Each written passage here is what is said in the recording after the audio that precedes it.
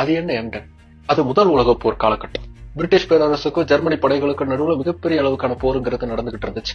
கப்பல் வாணிபத்துல பிரிட்டிஷுடைய ஆதிக்கத்தை குறைக்கணும்னு முடிவு பண்ண ஜெர்மனியுடைய படை அதை தடுக்கிறதுக்காகவே உருவாக்கின போர்க்கப்பல் தான் எம்டன். எம்டனுடைய ஸ்ட்ராட்டஜி ரொம்ப சிம்பிளா இருந்துச்சு. பிரிட்டிஷ் காலனி நாடுகள்ல திடீர்னு போய் தாக்குதல் நடத்தணும், பெரும் சேதத்தை உருவாக்கணும், உடனே அங்கிருந்து தப்பிச்சு ஓடணும். அதன் மூலமா கடல்ல பிரிட்டிஷுடைய ஆதிக்கத்தை குறைக்கும். இதன் அடிப்படையில அங்கங்க திடீர் தாக்குதலை நடத்தியிருந்தது எம்டன் கப்பல்.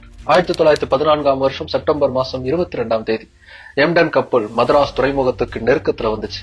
எம்டன் கப்பலுடைய கேப்டன் கால் வான் மில்லருடைய துல்லியமான திட்டமிடல்ல பெரும் சேதம்ங்கிறது மெட்ராஸ் துறைமுகத்துக்கு இருந்துச்சு. மெட்ராஸ் ஹைகோர்ட்டுடைய மதில் சுவரும் அடித்து நொறுக்கப்பட்டுச்சு. தொடர்ந்து 14 நிமிஷத்துக்கு மேல நீடித்த அந்த தாக்குதலை ஒரு கட்டத்துல நிறுத்தி உடனே அங்கிருந்து தப்பிச்சு ஓடிச்சு எம்டன் கப்பல். முதல் உலக போர்ல இந்தியா பக்கம் ஆபத்து வரப்போறதே இல்லைன்னு நம்பிக்கிட்டு இருந்த பிரிட்டிஷ் பேரரசுக்கு அப்பதான் ஆபத்துடைய ஆழம் என்னங்கிறது புரிய ஆரம்பிச்சது.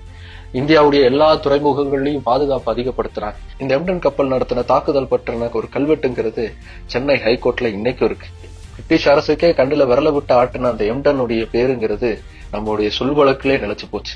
அதனாலதான் டெரர் பீஸா இருக்கிற யாரையாவது பார்த்தா எம்டன் சொல்லக்கூடிய வழக்கம் உருவாச்சு. சூரியன் மறையாத சாம்ராஜ்யம்னு மார்தட்டி கொண்டிருந்த பிரிட்டிஷ் பேரரசுக்கே மிகப்பெரிய அளவுக்கு சிம்ம சொப்பனமாக திகழ்ந்த எம்டன் கப்பல் மெட்ராஸில் தாக்குதல் நடத்திய தினம் இன்று.